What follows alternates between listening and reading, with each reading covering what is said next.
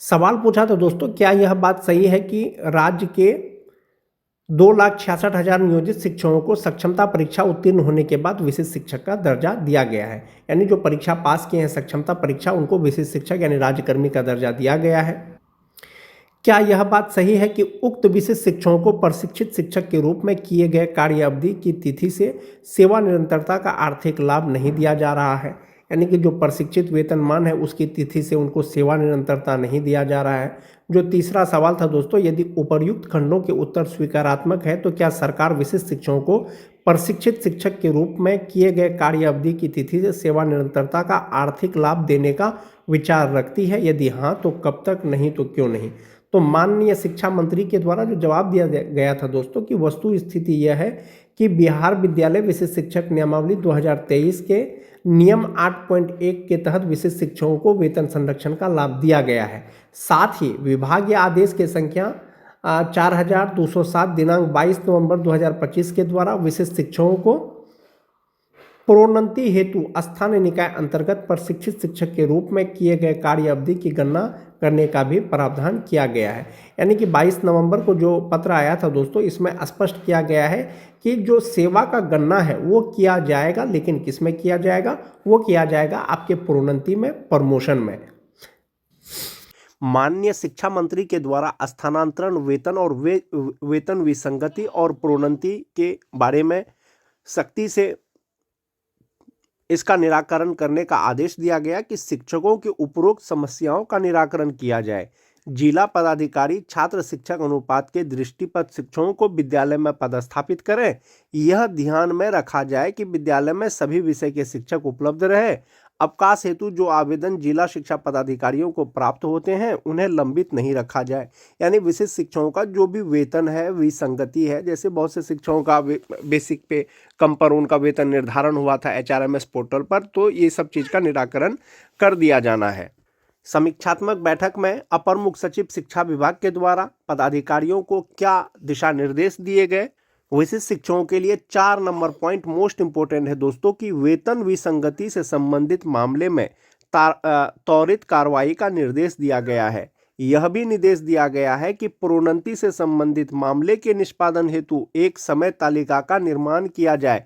यानी विशिष्ट शिक्षकों में किनको प्रमोशन देना है, किनका प्रोन्नति किया जाना है, इसका एक समय तालिका बनाना है।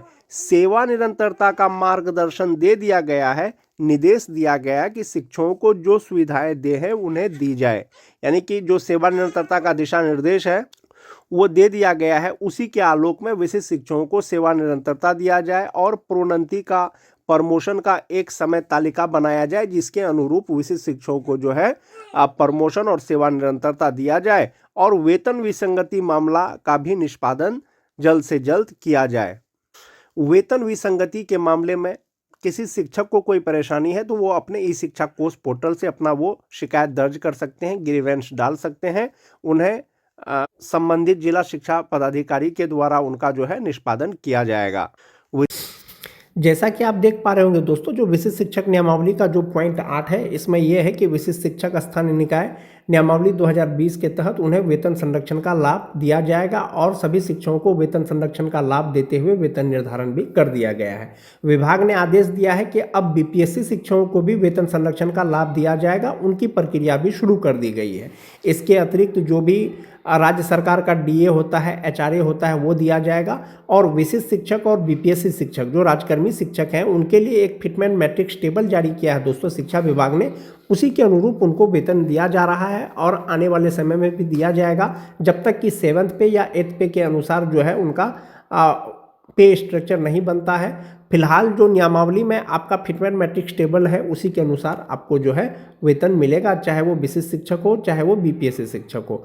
दूसरा चीज़, आपकी जो सेवा की गणना की जा रही है वो पॉइंट नंबर 9 के लिए किया जा रहा है। BPSC शिक्षक नियमावली हो या विशिष्ट शिक्षक नियमावली हो, दोनों प्रकार के नियमावली में यह प्रावधान है कि 1 to 5 के जो विशिष्ट शिक्षक हैं 6 to 8 के विशिष्ट शिक्षक बनेंगे प्रोन्नति के बाद। जो 6 to 8 के विशिष्ट शिक्षक हैं 6 to 8 के वरीय विशिष्ट शिक्षक बनेंगे प्रोन्नति के बाद। जो 9-10 के विशिष्ट शिक्षक हैं वो 11-12 के विशिष्ट शिक्षक बनेंगे प्रोन्नति के बाद और 11-12 के जो शिक्षक हैं 11-12 के वरीय विशिष्ट शिक्षक बनेंगे प्रोन्नति के बाद।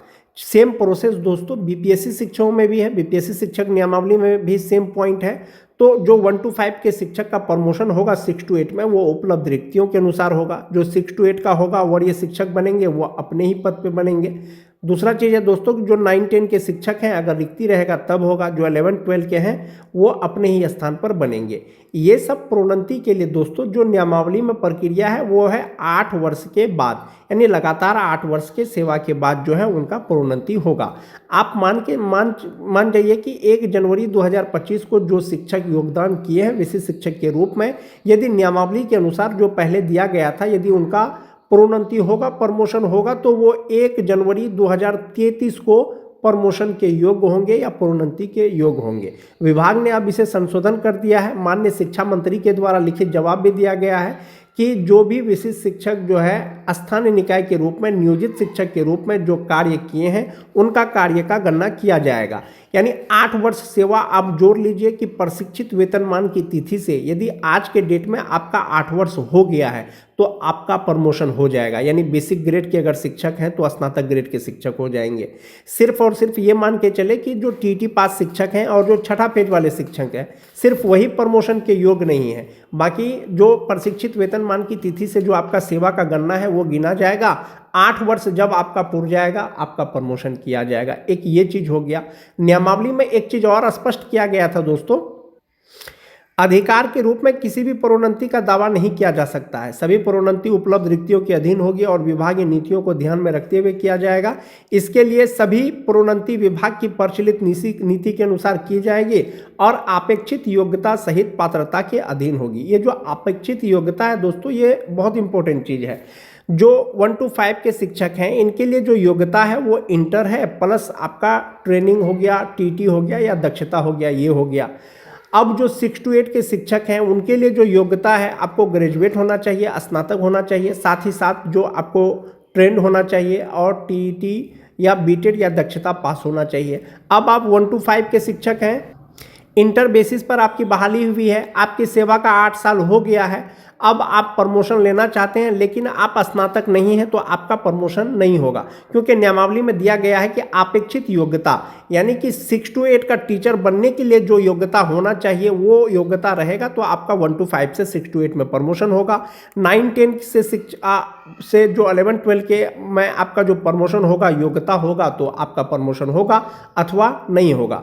जो 9-10 का शिक्षक बनने के लिए जो योग्यता है दोस्तों वो आपको ग्रेजुएट होना चाहिए, साथ ही साथ बीएड होना चाहिए, साथ ही साथ एस्टेट पास होना चाहिए। जबकि 11-12 का शिक्षक बनने के लिए आपको पीजी होना चाहिए या समकक्ष एमए होना चाहिए, साथ ही साथ बीएड होना चाहिए, साथ ही साथ संबंधित विषय में आपको जो है एस्टेट भी पास होना चाहिए, तब आपका प्रमोशन होगा। तो अपेक्षित योग्यता का मतलब यही हो गया दोस्तों, जो एसेंशियल क्वालिफिकेशन है वो आपके पास होना चाहिए। आपका प्रशिक्षित वेतनमान की तिथि से आपका सेवा का गणना किया जाएगा।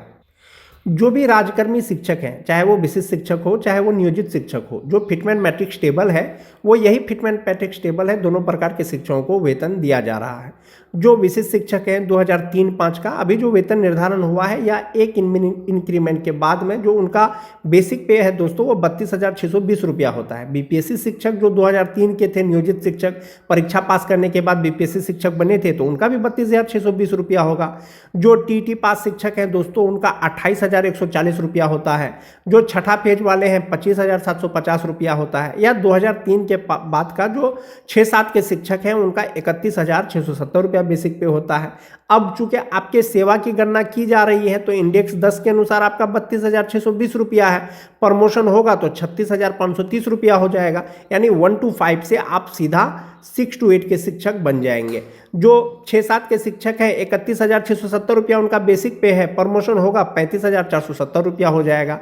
जो टीटी पास शिक्षक हैं दोस्तों 28,140 रुपया उनका बेसिक पे है, जिनका सेवा का यानी प्रशिक्षित वेतनमान का अगर 8 साल हो गया है तो उनका बेसिक पे 31,510 रुपया हो जाएगा और इसी प्रकार से उनका ग्रेड चेंज हो जाएगा।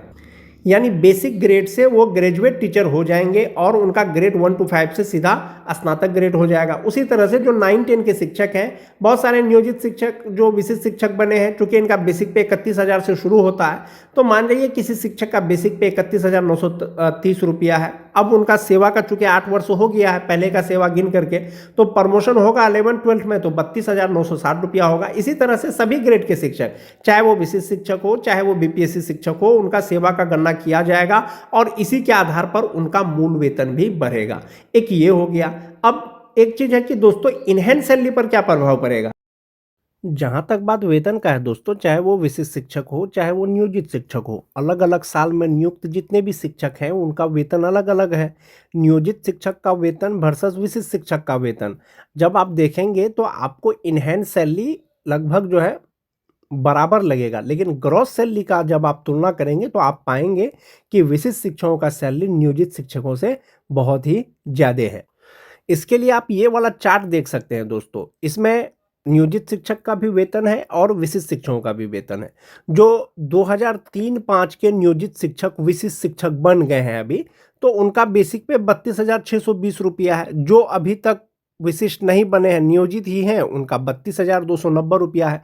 अब आप वेतन का डिफरेंस देख लीजिए, 60% डीए के अनुसार जो है 19,374 रुपया नियोजित का होता है, जबकि विशिष्ट का 19,572 रुपया होता है। एचआरए 5% का अगर बात करें तो 1,615 रुपया नियोजित का होता है, जबकि विशिष्ट का 1,631 रुपया होता है। मेडिकल तो सबके लिए फिक्स है। अब जो दोस्तों की वेतन का डिफरेंस आपको कहाँ पता चलेगा, यहाँ पता चलेगा। जो नियोजित शिक्षक हैं उनका फ्यूचर के लिए यानी ईपीएफ अकाउंट में 3,600 रुपया जमा होता है, जबकि जो विशिष्ट बने हैं वो 12,256 रुपया जमा होता है 60% डीए के अनुसार। ग्रॉस सैलरी की बात करें तो 56,079 रुपया नियोजित शिक्षक का होता है, 62,100 रुपया विशिष्ट का होता है। तो आप यहाँ पर देख रहे होंगे कि लगभग 6,000 का आपको डिफरेंस लग रहा होगा। इनहेंस सैलरी नियोजित का 52,479 रुपया और विशिष्ट का 49,574 रुपया। तो इनहेंस सैलरी विशिष्ट का थोड़ा कम है, लेकिन जो ग्रॉस सैलरी का बात है वो विशिष्ट शिक्षकों का कहीं ना कहीं 6,000 रुपया ज्यादा है नियोजित की तुलना में। एक तो ये हो गया जो नियोजित हैं जो विशिष्ट हैं। विशिष्ट शिक्षकों को जो सेवा निरंतरता दिया गया है, सेवा निरंतरता का मतलब हुआ कि उनका पहले का जो सेवा का गणना है वो प्रमोशन में किया गया है। संभवतः जो नियमावली के अनुसार 8 साल जिनकी सेवा का हो गया है, उनका सेवा को गिन करके उनको अगले ग्रेड में प्रोन्नति दिया जाएगा। यानी 1 to 5 के जो शिक्षक हैं उसको 6 to 8 में प्रोन्नति दिया जाएगा। उसी तरह से मूल कोटि के जो नियोजित शिक्षक हैं उनका प्रोन्नति होगा, लेकिन कौन सा प्रोन्नति होगा, कालबद्ध प्रोन्नति होगा, लगातार जिनका 12 साल सेवा का हो गया है। तो ऐसी स्थिति में 2003 के शिक्षकों का यदि अगर प्रमोशन होगा, प्रोन्नति मिलता है, तो उनका बेसिक पे 34,140 रुपया हो जाएगा। सेम साल के जो विशिष्ट शिक्षक बन गए हैं उनका प्रमोशन होगा तो 36,530 रुपया हो जाएगा। तो आपको 2,000-2,500 रुपया यहीं पर आपको जो है डिफरेंस हो गया बेसिक पे में। प्रमोशन के बाद जो नियोजित शिक्षक हैं उनका ग्रॉस सैलरी 59,115 रुपया होगा, जबकि जो विशिष्ट बन गए हैं उनका 69,428 रुपया होगा ग्रॉस सैलरी। प्रोन्नति के बाद नियोजित का 55,515 रुपया इनहेंस सैलरी होगा, जबकि विशिष्ट का हो जाएगा 55,400 रुपया।